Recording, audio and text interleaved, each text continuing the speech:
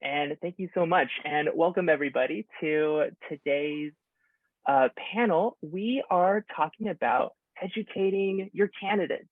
So a lot of times we talk about educating your legislators. And for many who were taking a look at this and were interested, one of the best chances to educate policymakers about the importance of school and early care meals is before they're in office, when they're candidates. And so today's panel is talking about how you can learn to engage in nonpartisan candidate education efforts this fall, including some successful strategies from state and local food systems advocacy. And also we're gonna have some opportunity to network with others working in your region today. So I wanted to do a quick introduction to the NFSN staff that are here today. My name is David Hudabarat. I am the communications director here at NFSN. We have Karen Spangler. Please wave, Karen. She is our policy director. We have Ryan Betts, who's our policy specialist. Give us a wave, Ryan. Excellent. And Ji-Yoon Chan, who's our communications associate. With this team has put together this panel, as well as some other things that we will talk about pretty soon. And I wanted to make a quick introduction to our speakers today. They'll get a fuller introduction later. We have Melanie Wong, please give a wave. And Jen Schaap, please give a wave, from the Groundwork Center for Resilient Communities. They will be sharing their candidate education campaign on Michigan's 10 cents a meal initiative. And we also have Rebecca Miller, please give us a wave. Awesome, from Massachusetts Food System Collaborative. And she'll share the tools and strategies that grassroots organizations in the state have used to engage candidates on local food systems issues this year. So without further ado, Ji-Yoon, can you start the presentation?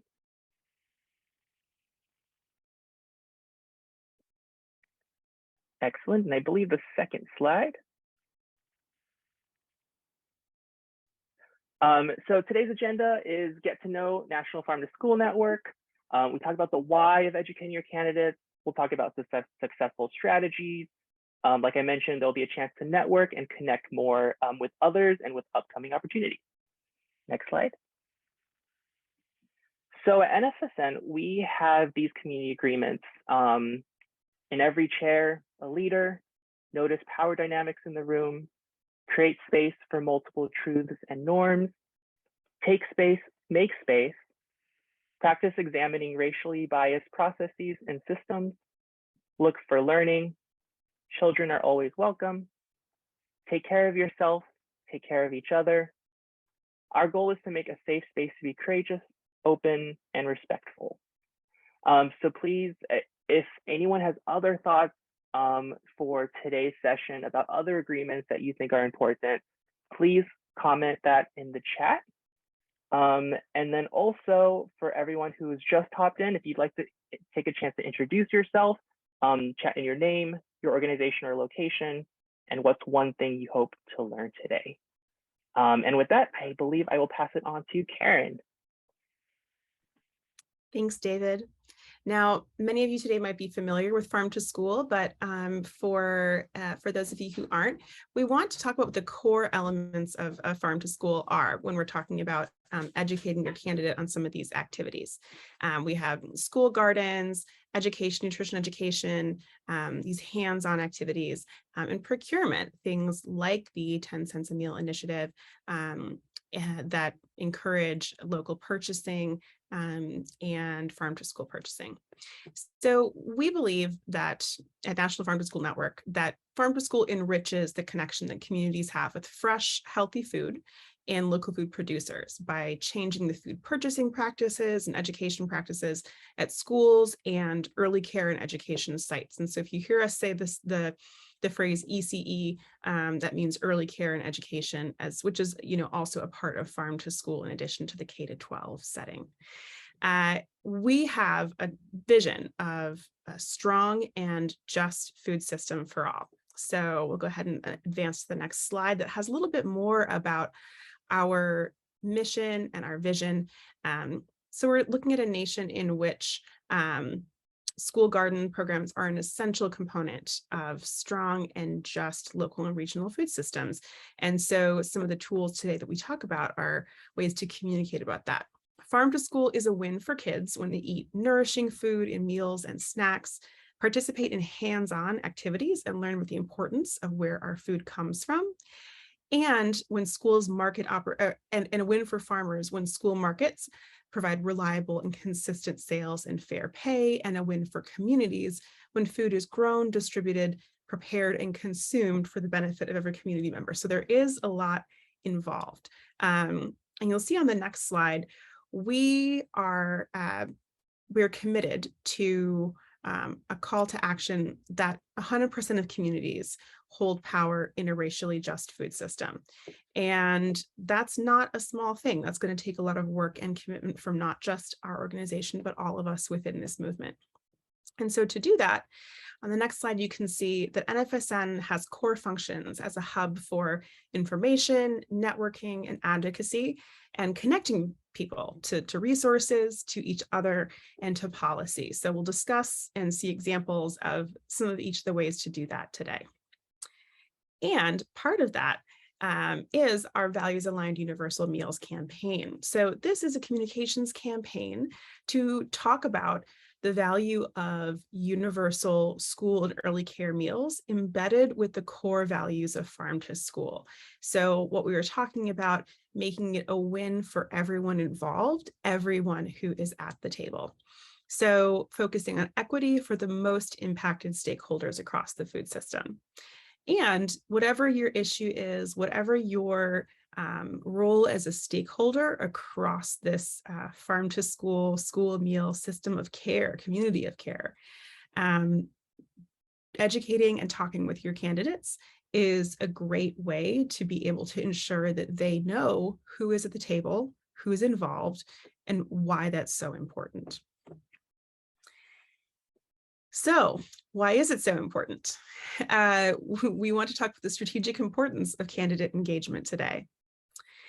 We are doing this session because it's critical to raise awareness amongst policymakers at every level about the impact that child nutrition programs can have on kids' health. Of course, you wouldn't be here today if you didn't know about that and care about that, but also to let them know about all these other interlocking values as part of farm to school, farm to ECE, an equity-centered system that values school food workers, producers, farm workers, everyone involved, educators, everyone involved in that whole community.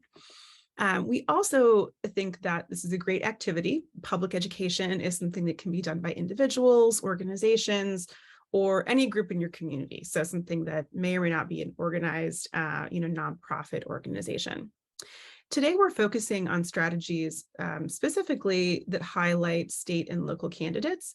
They're not limited to that, but educating state and local policymakers is especially important because you can make a real impact at this scale as an individual or even a small organization. They might not be the target of as many messages as federal legislators, and you can make real, tangible, effective progress on state policy, even though you might not hear as much about it as federal policy. So you can also check out the state impact of past and potential state farm to school policies through our policy handbook and newly introduced policies that might be actively considered by your legislature in our state policy map. So Ryan will drop those in the chat for us. Some of the specifics that you'll hear about today is that, why is it important to educate your candidates and engage with them before they're in office? Why not wait until they are, already, it's after the election, they've already been sworn in, you only have, you have fewer people to deal with. Why not? So it helps every legislator understand the benefits of the programs you're talking about. Some of them might not have any experience with this issue at all. Providing them with the background about how these policies benefit you, the communities you care about, why you care about them, gives them important context about policy impact, so that no matter who's elected, they're all coming in with that ground foundation of information. Many state legislatures are part-time and have minimal staffing, minimal support and resources for things like legislative aides to cover issues, or even, they might not have a full-time legislature. And so the legislators themselves might not even be full-time. So that they rely on outside expertise. They rely on people who are doing this work every day to communicate that to them. Doing this before the election also gives you the chance to communicate that you, as a constituent or an organization that serves a lot of people in your community, care about these issues and want them to prioritize that. One of the best times to do that is while they're actively seeking your vote. Candidates are trying to respond to the materials or inquiries or education that's being given to them, and trying to get out there and demonstrate that they are responsive, right? They're auditioning for the role, they're interviewing for the job. It also builds a relationship before day one. So if these legislators are new or part-time, or if the legislative session is quite short, being able to hit the ground running as a trusted resource for any decisions they might make is very helpful. And it's a nonpartisan activity that can happen outside of the heated environment of legislative battles. So it's something that perhaps might not be as contentious as an active policy debate, but it can build relationships and draw attention to your issues in ways that help advance good policies later on across party lines and regardless of who is elected. Finally, inviting candidates to speak on this issue publicly or on your issues publicly through town halls or surveys or other things that are public inquiries raises the issues for other members of the public. So for instance, maybe somebody came to a candidate forum to hear about education because they're a parent or an educator or a community member, but now they'll have the opportunity to hear candidates talk or hear inquiries to candidates about school and early childhood meal programs or about farm to school. And so now that issue is raised for them as somebody who may now care about this issue or understand how it affects them. So to delve into more specifics on these, we're going to feature some people who have actually put these into practice and hear, how it worked, what they learned, and some of the ways that this could be applied in other communities. And I'm going to introduce first our presenters from Michigan. For 27 years, Groundwork, the Groundwork Center for Resilient Communities, formerly the Michigan Land Use Institute, has enabled people to create a community with a clean environment, strong economy, and healthy citizens using innovative local-based solutions. Groundwork focuses on a 10-county region of Northwest Lower Michigan, develops successful models, share them with other regions, and influence state policy. So they've been in the farm to school realm for about 20 years as one of their program areas. Some of the work to develop successful models first at the local level, like 10 cents a meal for Michigan's kids and farms, which they'll talk about today. That's now in the state budget to serve all Michigan students. So supporting initiatives to bring healthy local food into school cafeterias, community food pantries, and hospitals. They have food corps service members in eligible schools, bringing direct nutrition and garden education, cafeteria support, and they build collaborative partnerships like their signature program, Taste the Local Difference, which has recently taken off as its own business. Our speakers, Melanie Wong is a dietitian and the Farm to ECE, there's that acronym, specialist at Groundwork Center, working on the 10 cents a meal for Michigan Kids and Farms program. Melanie works closely with implementation partners in the Michigan Department of Education on communication and outreach needs for the program, including managing the website, newsletter, and social media outlets. Jen Schaap has been with the Groundwork Center since 2017 and has recently taken on the Food and Farming Program Director role, supporting programs like 10 cents a meal for Michigan's Kids and Farms, the Farms Food and Health, including culinary medicine, food access, farm to school, food corps, and more. And so her background includes farming, education, and design.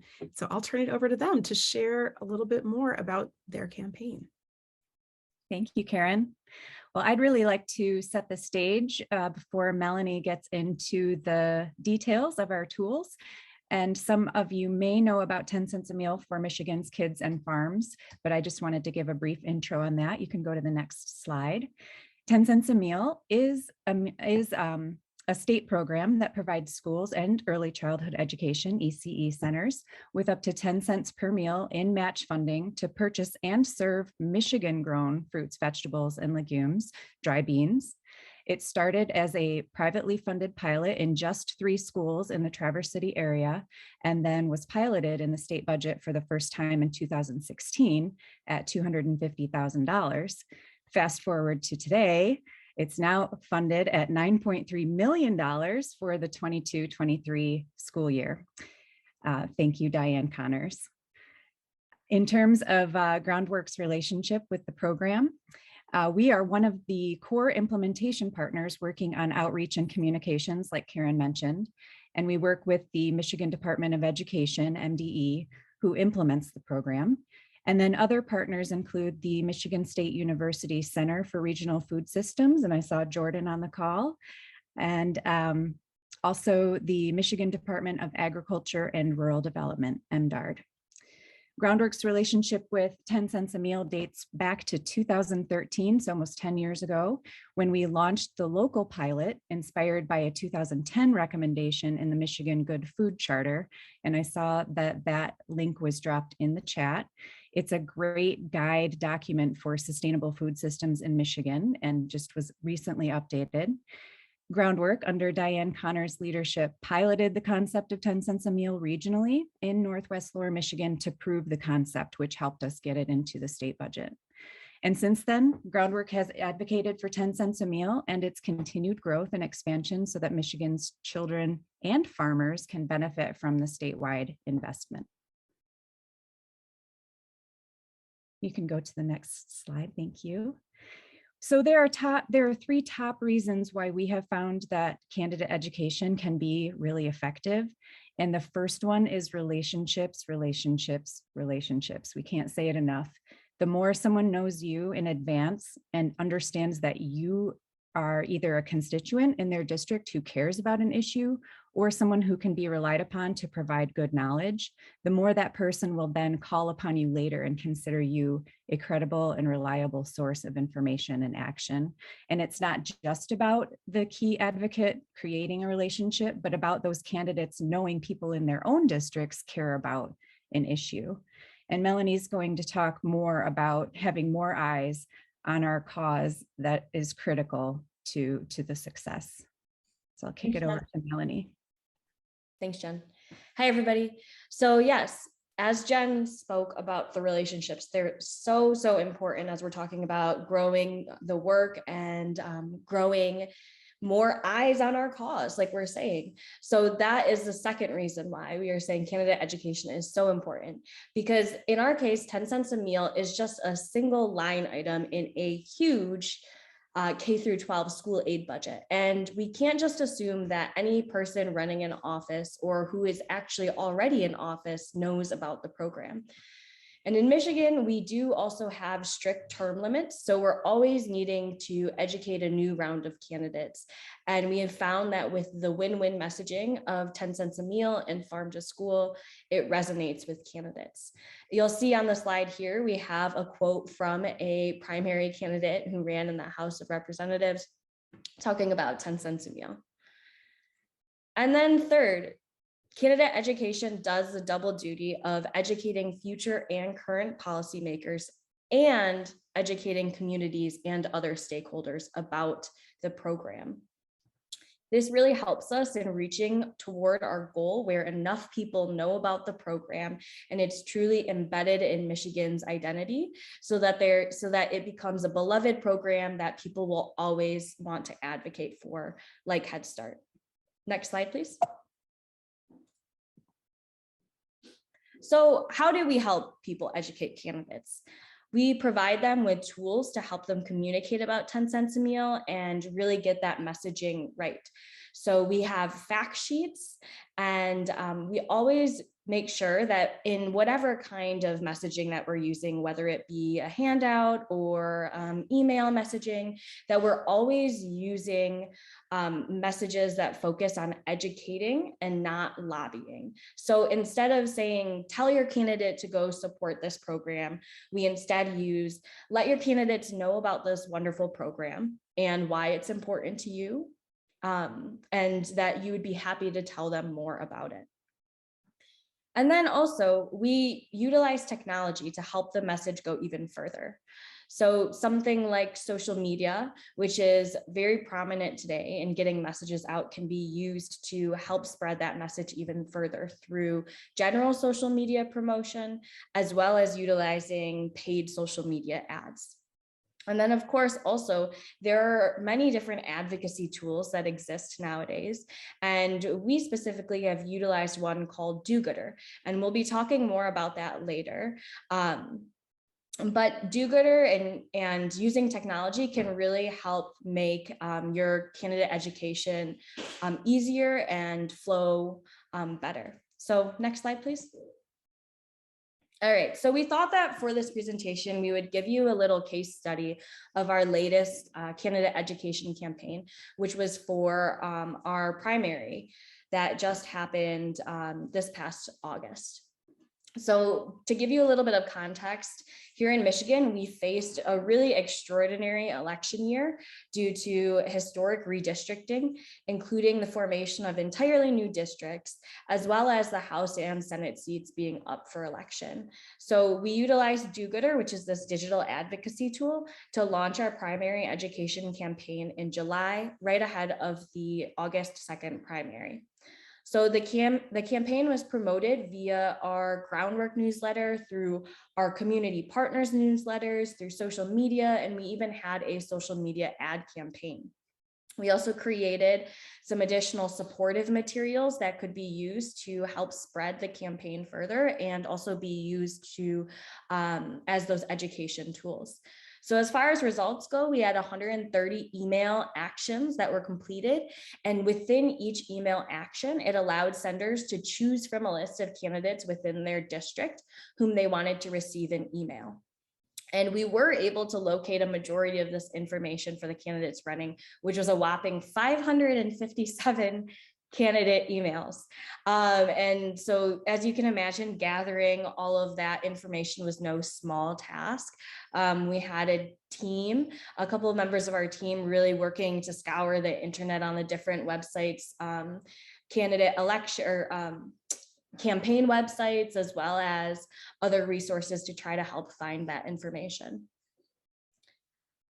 And then also to promote and show the importance of candidate education, we did publish 2 additional supporting articles that really helped to lay the foundation for the importance of candidate education that could also be shared to promote the candidate education campaign, and were also sent out on our newsletter. Next slide, please. So I just wanted to provide a couple of screenshots that show the different articles that we published to kind of give a basis for our candidate education campaign. So we had one colleague write one that was more direct about the candidate education, why you should be doing it, how you can do it. And that again went out on our newsletter list. And then I also wrote an article that was more foundational, that kind of showed where 10 cents a meal came from and how it got to where it was. And then at the end, it included a nod to our candidate education campaign and the link to that tool on our website. Next slide, please. We talked about supporting materials, so I just wanted to include an example of one of the handouts that we used. Really eye-catching, easy to read, and kind of clear ways to how people can get engaged. So this was a handout that stakeholders could share and share with their communities as well as candidates. Next slide, please. All right. And so on our website, these are just some screenshots of how the tool actually worked. So we were able to embed that email action tool, the do-gooder, onto our actual website. Because it was a historic redistricting, we also included tools on the page to help people find out what district that they were in. Next slide. So in this tool, they would go ahead and click to find out where their new Michigan State House or Senate districts were using their address. And then they would enter that into what you see on the right, which is a screenshot of the tool. From there, they'd be able to click to see click on all of the different candidates they want to send emails to. And the next slide. And then they were prompted with a email template that allowed people to actually customize their message if they wanted to. And then they would just click send. And from that one page, they were able to send an email to their candidates. Next slide, please. All right. So as far as lessons learned go, we learned that number one, personal asks go far, and personal networks, utilizing your personal networks really makes a huge difference. We also learned that in your network, some of those partners and stakeholders may also have limitations with participating in candidate education. Like Karen had said earlier, candidate education is a nonpartisan way of engaging with an idea and promoting a policy. However, we have found that some organizations have stricter rules and policies around what their employees are able to engage with. And primarily this is due to funding sources and non-lobbying reasons. So even though candidate education is not lobbying, some organizations really try to avoid anything that could even be looked at as a potential lobbying. And then third, while we found that a paid social media ad was great with increasing brand awareness, really getting people to complete an action via an ad can be extremely challenging. And that's why we were saying that personal asks and using those existing networks for promotion may be more effective. In our case, we did find that it was more effective in getting the word out and getting those actual emails sent. And then also make it as easy as possible for everyone to engage. The more that you can give the information that they need, the more you can craft the messaging for them and make it as easy as possible, the more likely that they are going to engage with your campaign. And that's what we have prepared for you. Thank you so much. Wonderful, thank you. We'll have a chance to ask some questions and hear discussion from our presenters in just a few minutes. But I wanted to introduce our second presenter. The Massachusetts Food System Collaborative was founded in December 2015, following the completion of the Massachusetts Local Food Action Plan. The collaborative works toward policy change that will build a more equitable, sustainable, and resilient food system by building broad support for advocacy campaigns, creating networks of practitioners, and providing training and other resources to allow partners to participate effectively. Our speaker, Becca Miller, is a program manager at the collaborative, where she manages the Campaign for Healthy Incentives program funding, co-facilitates a coalition of urban agriculture stakeholders, manages 2022 candidate education and engagement, and is starting a new grassroots policy advocacy training project in the coming months. So we'll turn it over to Becca. Thanks so much, Karen, and to the National Farm to School Network team, and to my fellow presenters, Melanie and Jen. It's so awesome to hear from everyone today. You can go to the next slide. So Karen just gave a great overview of what I do, but basically this work that the collaborative does in building advocacy campaigns is really all about relationships. So I'm going to try not to repeat what folks have already said, but we really value our relationships both with other statewide advocacy organizations that do similar work, as well as community-based organizations. We try and build the capacity of grassroots organizations like urban agriculture stakeholders to engage in advocacy in the policy process. And we thought that candidate engagement was one area that potentially was lacking in grassroots organizations getting involved. So we decided to do a deeper dive this year. We already work with legislators on developing and passing policies to build a more resilient, sustainable, equitable food system. And one new campaign that we're launching this fall that my coworker Brittany Peets is leading is an upcoming kindergarten through 12th grade food system literacy campaign. That's really exciting. Happy to share more details about that later.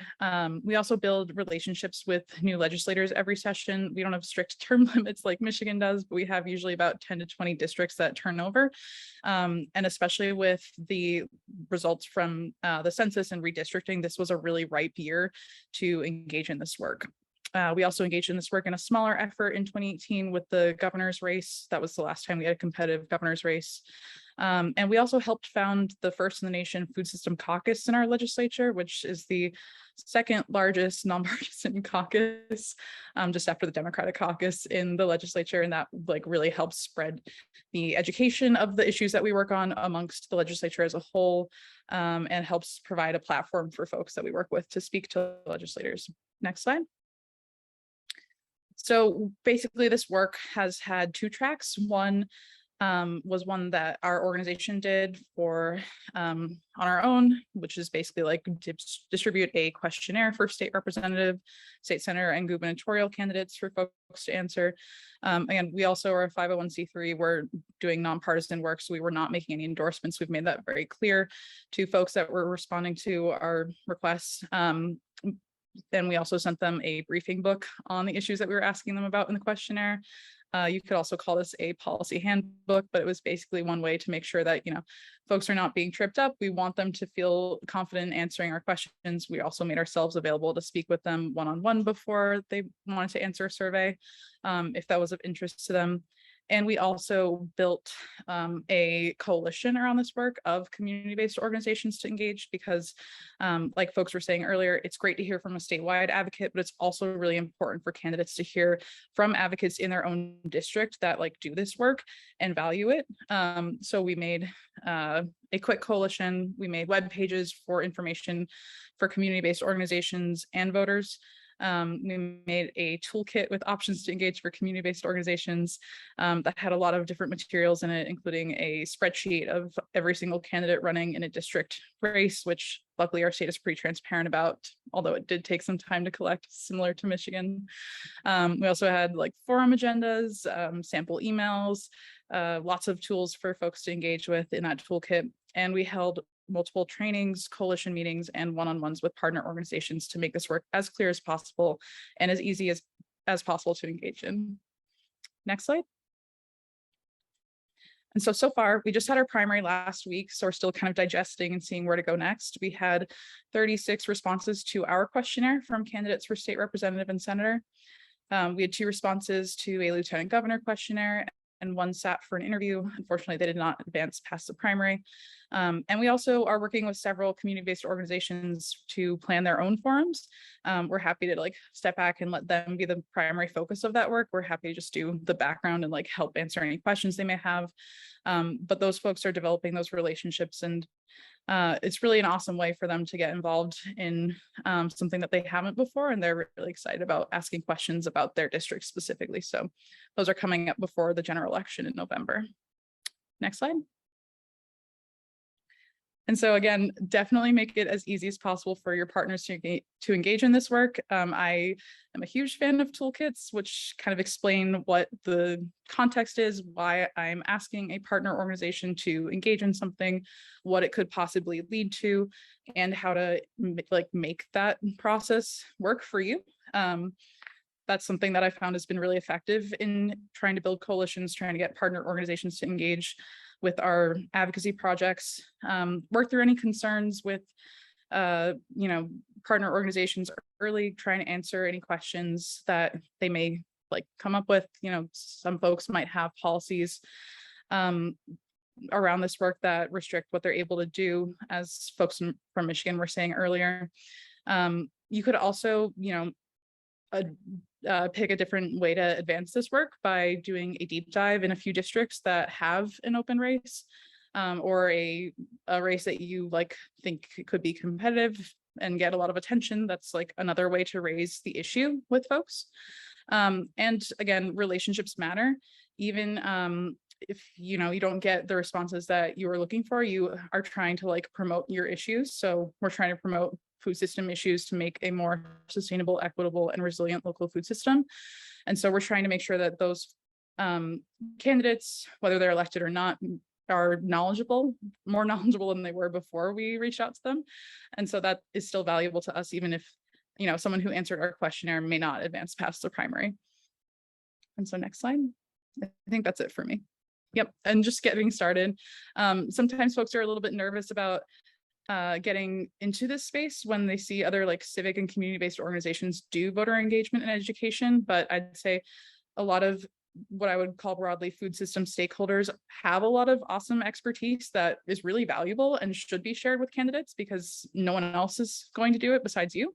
Definitely don't overthink it. It's not like super scary. You can definitely do it, and keep working on those relationships. Even if you don't have an ask for a candidate, definitely keep reaching out to them, and making sure that they know that this issue is going to continue past the primary or the general election. So that's a little bit about what we've been up to in Massachusetts.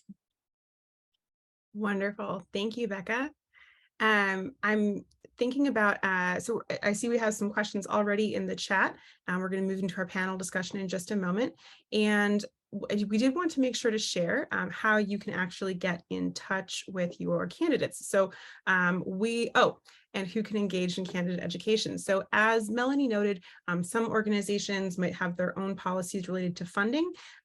For guidance on specific state and federal guidelines, we suggest that you check out Boulder Advocacy for organizations. Individuals, as an individual, can conduct, any type of candidate education. But for organizations who want more clear guidance, we suggest checking out the resources of Boulder Advocacy and consulting any internal policies as well, because as she mentioned, that can come up. So we wanted to share on the next slide, our tool for how to actually, sorry, I got them mixed up. We have a tool on how to actually get in touch with your legislator that we'll drop in the chat. And starting off, if a candidate engages with resources but doesn't get elected, was it still a good use of time? I wanted to kick off our panelists by asking that. And looks like, and just populate questions in the chat to be next up in queue. So if somebody doesn't get elected, was it still a good use of time? I would say yes. One way that we try to build capacity for advocacy is to turn legislators into advocates on our behalf. And even if someone isn't elected, we can still kind of work with them as an advocate. And they've also built relationships in a given district that hopefully they're working to maintain. They could be elected further down the road. They could find a new job that is somehow related to advocacy or your issue. And so that will help you advance your issue if you maintain that relationship with someone that's not elected. Absolutely. And I'll just echo Rebecca a little bit that you never know what's going to happen, in the future. So, I mean, definitely getting your message out there. If for anything else, in the current moment, it gets your message out there and inspires them to advocate more on the issue, regardless of if they are in office or not. And later on, they could totally be elected into office. So. Wonderful. And I see a question in the chat from Isel asking about sharing more about what your coalitions look like in terms of membership organizations, grassroots, non-traditional partners, and organizers who are interested in this work.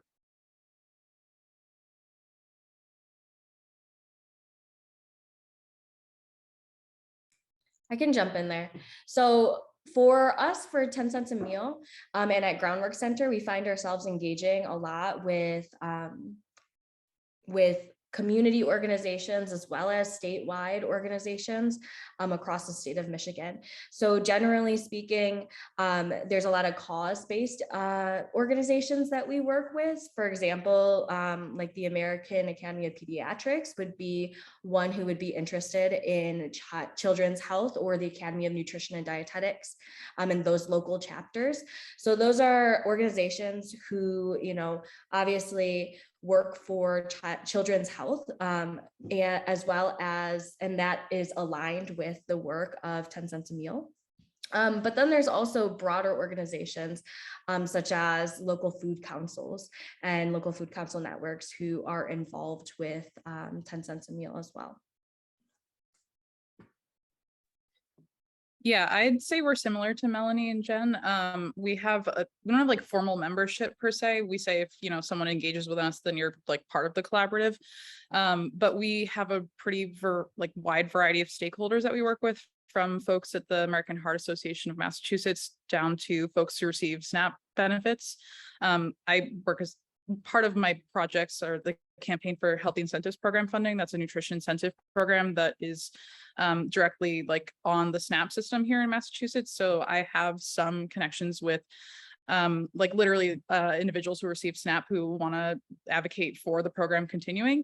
We also work with anti-poverty, anti-hunger associations and food banks and farming organizations, as well as farmers themselves and fishermen, et cetera. So it's kind of a wide variety of folks, but that's a brief overview. Actually, Karen, can I add something too? Sure thing. Yeah. And then we have one more question, I think, and then we're going to move on into our breakout rooms next. Sure. So one thing I just want to share too is that being able to tailor your message and understand how your cause or your issue pertains to all of these different audiences is a really good idea, to know what people really care about. So, we talked about those cause-based organizations that, if they're a nutrition organization, they care about children's nutrition. So, really kind of dialing down and figuring out, if you're talking to a parent organization, what is it that they care about? If you're talking to a farming organization, what is it that they care about? And one that comes up a lot was specifically with those in office is, of course, economy. So something like 10 cents a meal that helps to put dollars into the economy is a huge selling point. So we found that pulling out those messages and really being able to highlight those are really important. Wonderful. Thank you. And we have one question, but I think we're going to need to move into breakout rooms. So we'll see if we can get that in follow-up. So we're going to move into breakout rooms by region. So this is not hard and fast, but take a look on the map and identify where you might line up. We want to just make sure that we had the chance to talk about with people in your state or your region, network about what you might have engaged in and some topics or issues that might be relevant for your region. And we'll have some discussion questions that we'll broadcast into the chat. So don't worry about trying to remember those. So we'll open up the breakout rooms right now.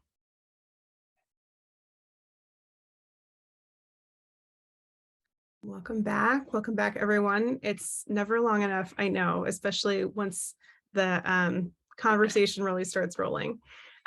So thank you for bearing with our speed breakouts today. There's lots of great information to share.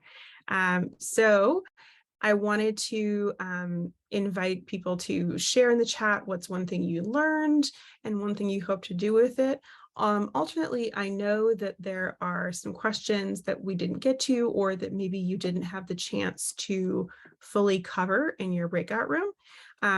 So you can also put that in the chat. Obviously, this isn't the last time that we'll be talking about the importance of educating policymakers on these issues.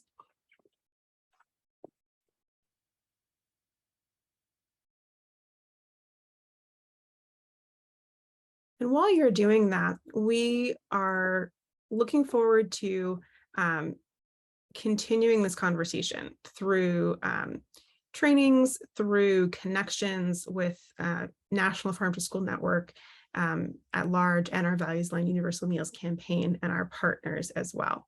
So I would be remiss if I did not note that October is Farm to School Month. So we are going to have a number of resources related to the Values Aligned Universal Meals campaign that will launch at the end of September, beginning of October, that you can use to educate candidates, policymakers, people in your community, specifically targeted to the kinds of questions and issues that people care about as farmers, farm workers, people involved in school meals on the ground, if cafeteria, food service workers, and managers. And great, Diana's our expert, so she's going to answer the question about engaging teachers' unions. And I think that she said it was very important. So we also have the opportunity for more hands-on trainings like this that are going to happen later this fall. So I know that a few of our speakers today mentioned the importance of communications and media, and we'll also be giving more resources about how individuals and organizations can use key media, social media, press, earned media communications skills to bring light to these issues and to make sure that your message is getting heard. And then finally, at the end of October, National Farm to School Network will have our movement meeting that is open to the public and anyone who is part of the Farm to School movement. We also encourage you during this time to connect with National Farm to School Network partners in your state or territory. We actually have, let me make sure that we have the link. Yes, we have a link to drop in the chat where you can see Farm to School Network partners by location and learn more about the work that is going on in your state, in addition to connecting with the people here in your region today.